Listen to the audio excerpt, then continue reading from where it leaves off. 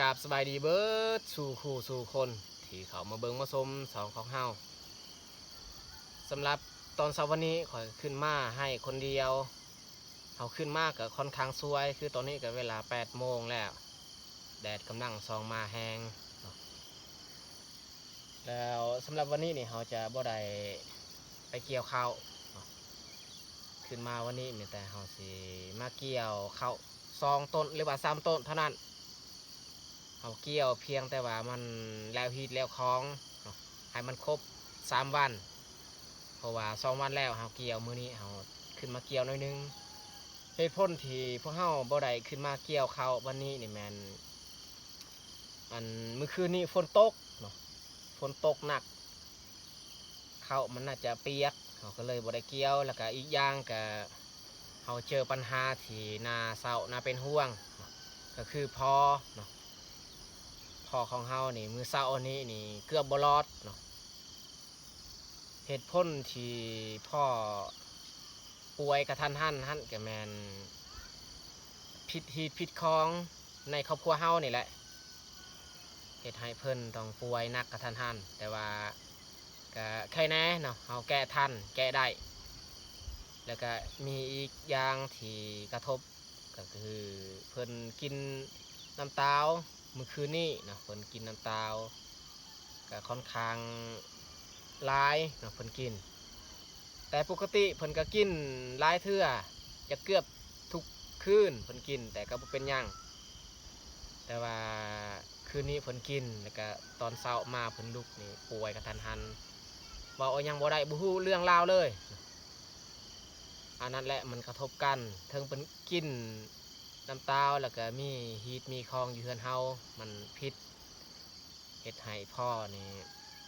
เกือบเสียชีวิตเมื่อเช้านี้แต่ว่าก็เฮาแก้ได้เนาะก็เลยคอยขึ้นมาคนเดียววันนี้ขึ้นมาเกี่ยวซ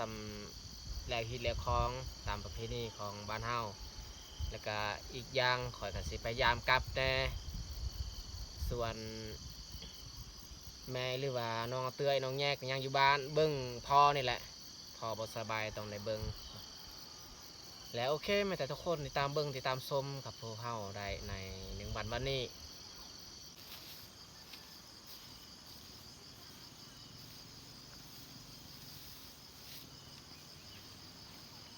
โอ้ผ้าบัดนี่เปียกเบิดอันนี้เนี่ยเราต้องตากไว้เลยตากไว้เมื่อวานนี้เราก็บ่คิดว่าฝนมันสิตกก็เลยในคุนี่มีน้ำโอ้ตากไว้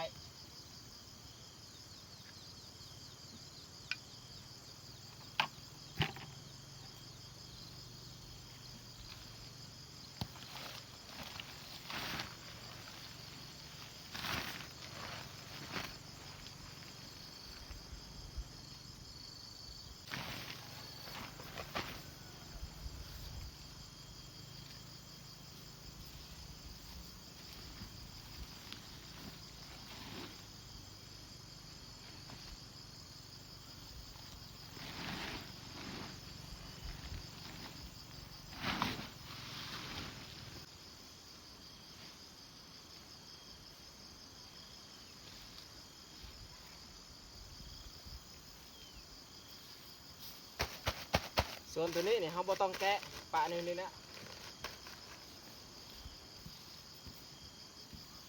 เอาเล็กเกี่ยวมาเกี่ยว2-3 ต้นเอามาเกี่ยวเอาเบื้องนี้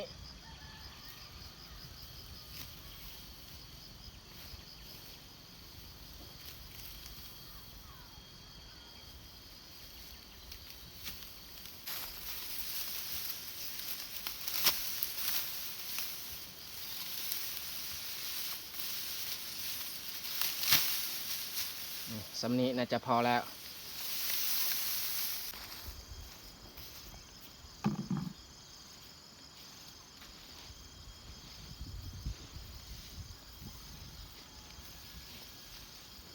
ตัวเฮาเกี่ยวนี่เฮาก็เหยียบคือกัน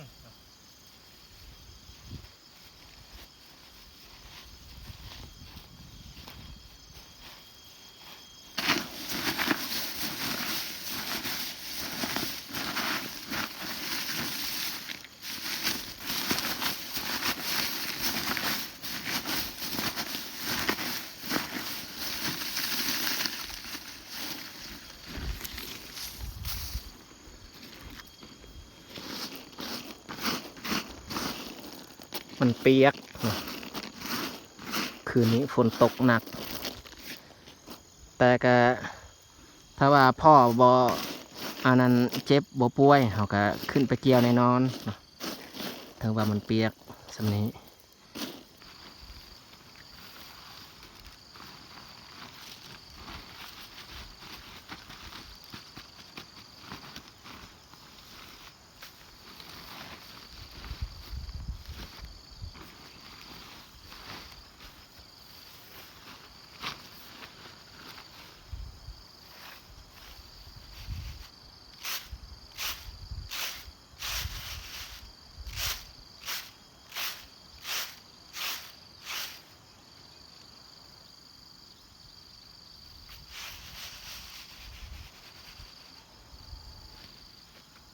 อันนี้เราตากไว้อยู่นี่ก่อนจะน้อยจึงเรา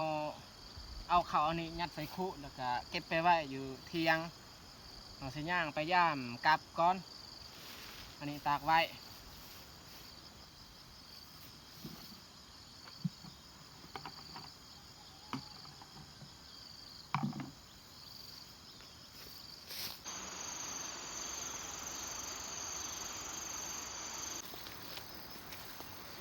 เราใส่ไว้กับก้างส่วนก้างไฮปีกายนะ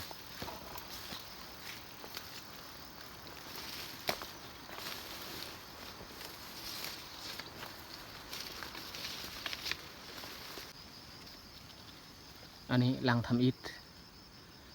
เราใส่ไก่ต้นมันบ่ถือไก่ลุ้นต่อ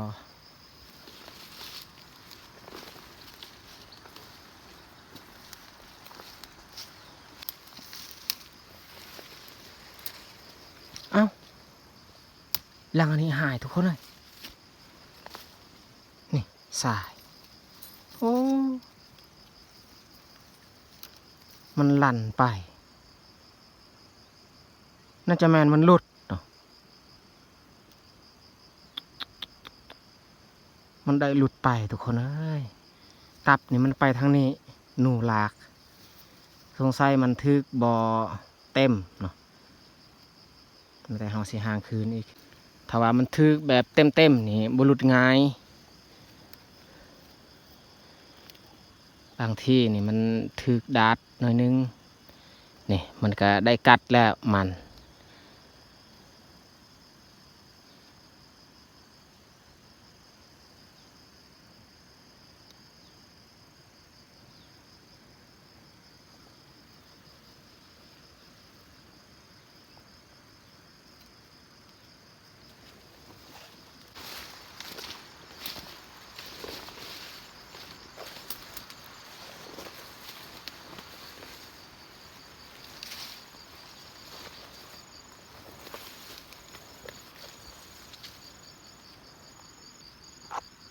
อย่างคือเก่า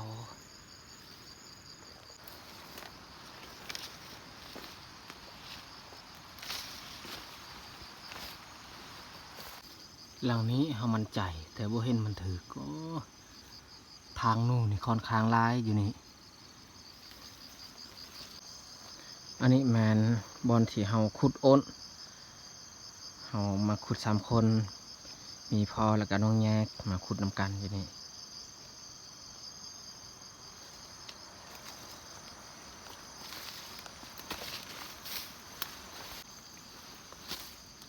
หลังนี้ก็บ่ถืออีกแล้วทุกคนเลย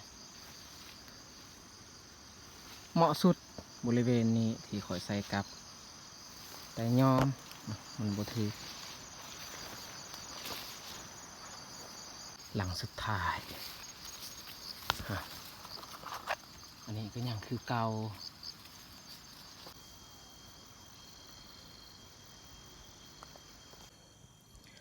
โอ้ยทุกคนเลยพยายามกลับกับบ่ถือมานั่งพักผ่อนอยู่เที่ยงก่อน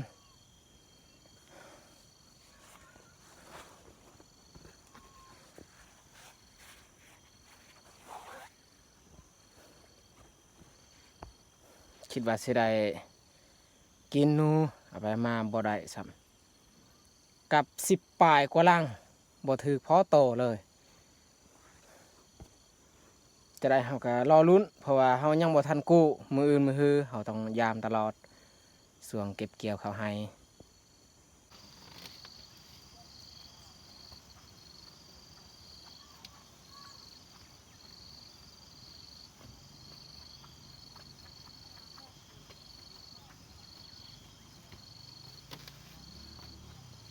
สำหรับปีนี้นี่เฮายังบ่ทันเปิดขี้สูตรบ่ทันเปิดเอามากินน้ำปีกายเฮาก็เปิดแล้วปีนี้นี่ถ้าฮอดเดือน3เดือน4เฮาจึงค่อยเปิดเอาน้ำมันไปกินเดือน3เดือน4มันน่าจะมีน้ำร้ายแล้วปีละครั้งเฮาเปิด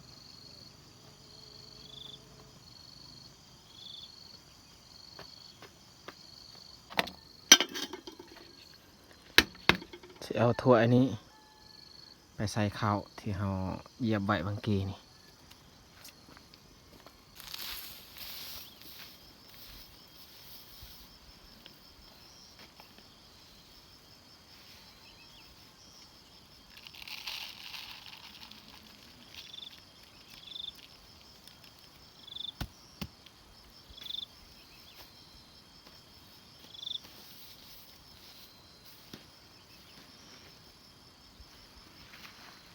มันแห้งไว้อยู่เฮาปีนอีกปีนเบื้อง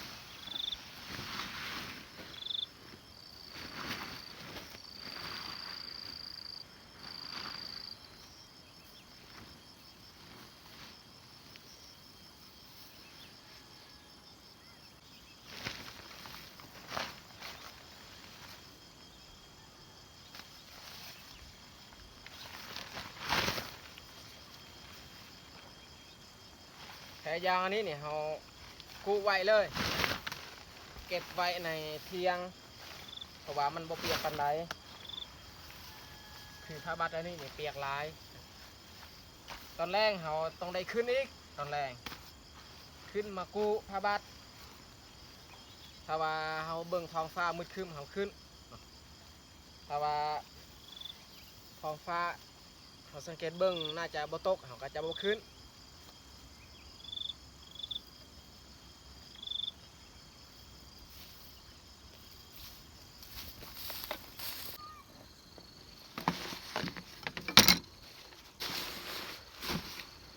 ตัวนี้ต้องไว้อยู่เทิง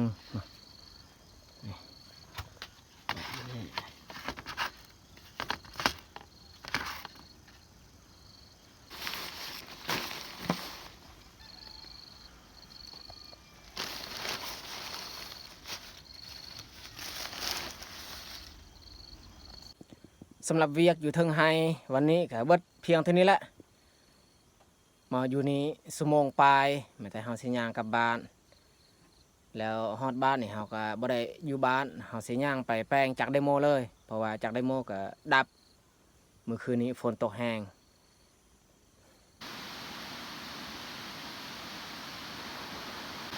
สายจากไดโมมี3เส้นของเฮาเส้นหนึ่งแล้วก็ของข้าเจ้าอีก2เส้นของข้าเจ้านี่แมนข้าเจ้าเฮ็ดได้แมนอยู่นี้แม่น้ำห้วยนี้นะแต่ของเฮานี่ต้องได้ย่างไปย่างไปไกลพุ่นแหละของเฮาดีแท้นี่ถ้าว่ามีตาดอยู่นี่แหละมันไกลบ้านแต่ว่ามันบ่มีตาดแล้ว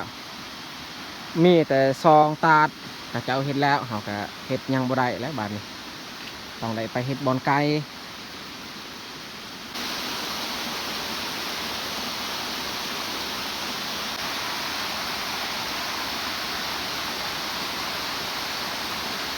ป่าเขตนี้ก็ค่อนข้างอุดมสมบูรณ์แต่ว่ามันสั้นน้อยนึงพวกเฮาก็เลยบ่ได้ทางป่าเฮ็ดให้บริเวณนี้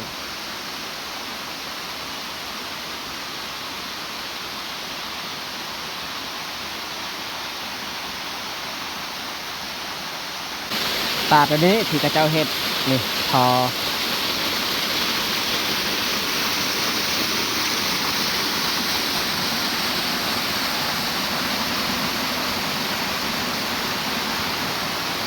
สูงคือกันได้ตาตัวนี้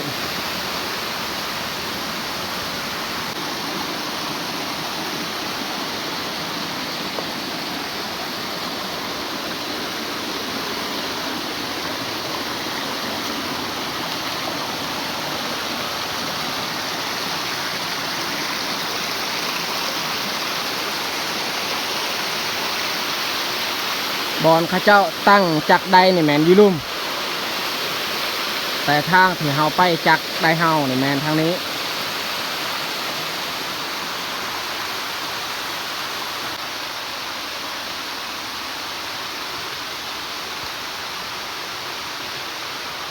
อันนี้กระทางที่นาบาวเพิ่นไป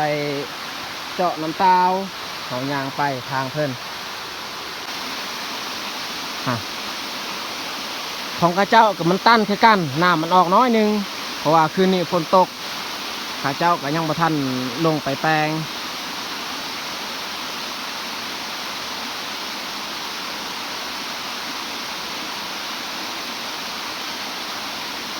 โอ้ท่อมันหลุดท่อหลุด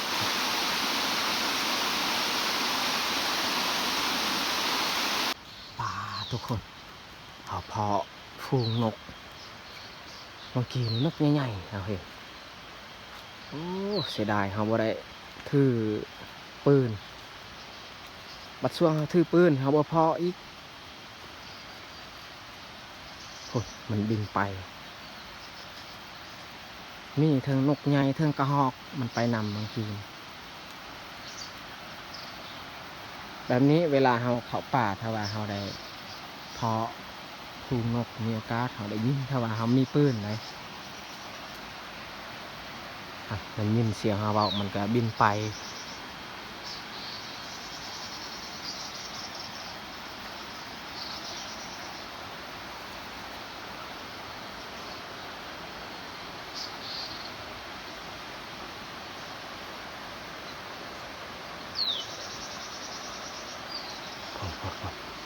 นกน้อยนกใหญ่นี่มันมีไว้ขนาดนกใหญ่แม่น้ำสายนี้ที่ค่อยข้ามไปข้างก่อนส่วงที่ฝนตกหนักน้ำนี่เต็มตาพังฮอดอันหินเบื้องนั้นแล้วก็ฮอดเบื้องนี้ค่อยข้ามนี่ก็เกือบล่มคือกันเพราะว่าน้ำมันไหลจากป่ามันไหลจากบ้านแน่ทุกคนเห็นบ่เนี่ยมันเซาะเลยดิน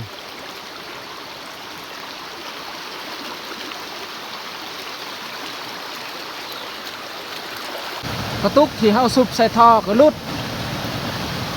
สงสัยมันตันอยู่เทิงหน้ามันบ่ไหลมาจะได้เฮาก็ต้องไปแป้งอยู่เทิงก้อนแล้วจึงคอยซุบอันกระตุกอันนี้ใส่ท่อ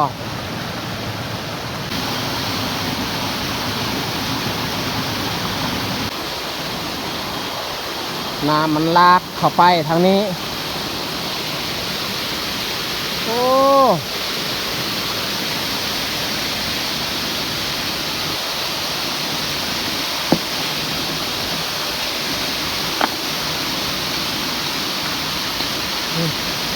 กระตารถมันจะเฮาสิขวดอีกอนามัยคืน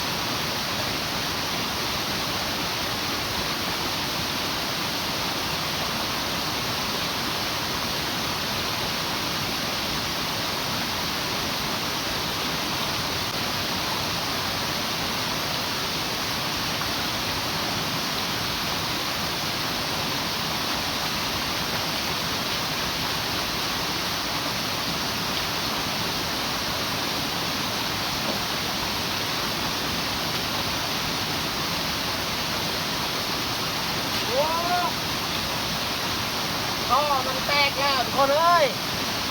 เอาลื่นเบิ้งบางทีนี่ท่อแตกผมก็ดอกคนท่อนี่แตกเพราะว่าไม้ตัวนี้มันทึกทับลงนี่ไม้ใหญ่ โอ้ยอันนี้นี่ยากแล้วเฮ็ดคนเดียวบ่รอดต้องได้พาน้องๆมาเฮ็ดซอยกันต้องตัดพอไหมพอนี่ใช้บ่ได้แล้ว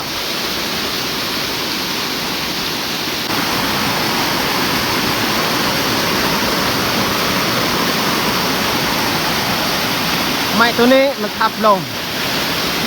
โอ้ยตายอันนี้นี่เขาจะบ่แปลงเลยเนาะเพราะว่าท่อแตก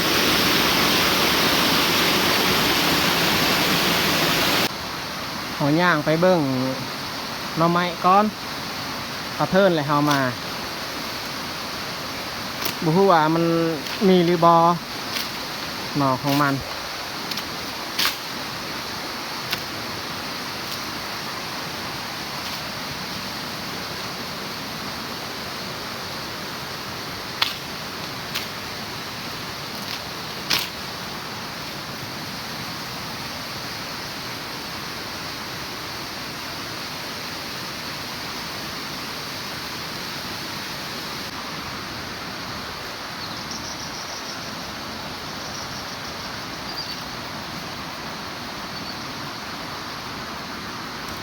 โอ้เห็นแล้วหน่อนี่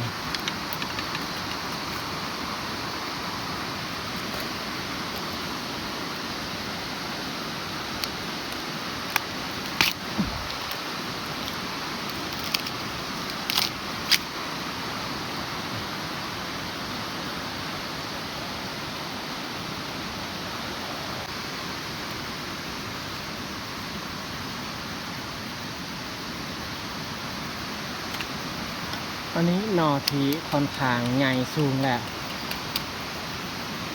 หน่อต่ำๆที่เราเห็นเนี่ยทุกคนนะหน่อนี้ก็เน่าดวงมันเข้ามากิน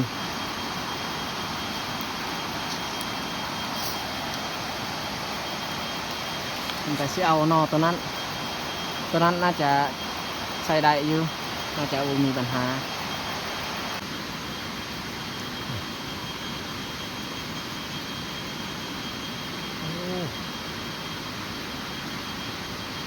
มันดีเลย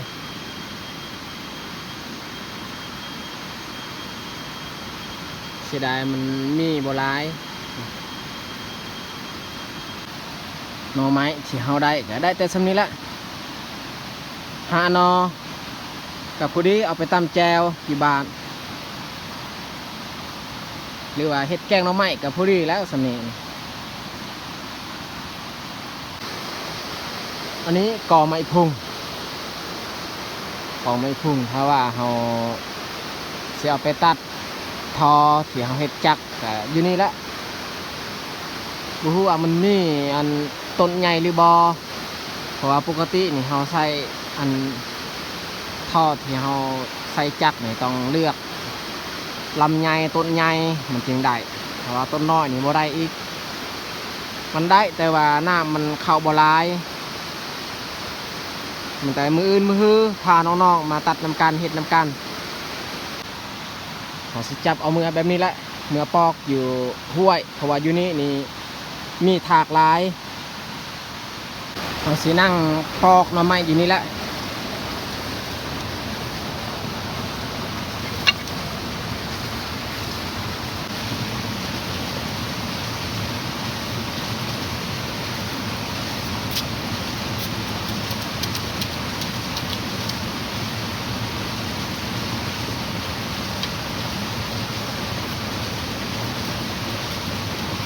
คืนนี้จะได้อยู่มืดๆและบาดนี่ซากโทรศัพท์ก็ยากโทรศัพท์เขาก็ต้องได้ไปซากเรื่องคนอื่น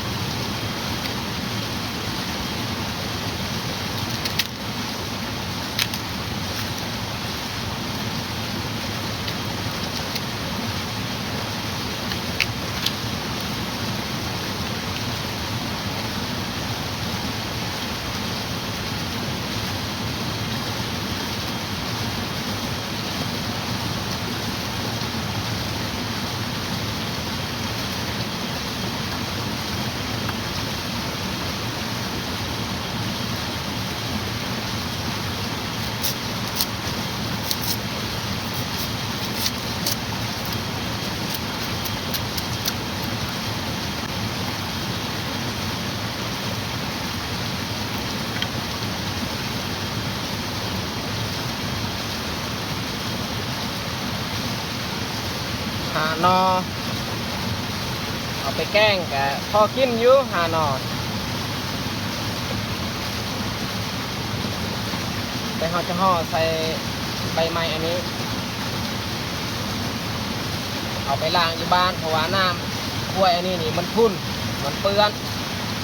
ล้างอยู่บ้านดีกว่าของห่อเรียบร้อยเดี๋ยวไปห่อสีย่างกลับและบาทนี่ได้แต่หน่อไม้แปลงจักบ่ได้นะพอแตกก็เลยปาไว้มือต่อไป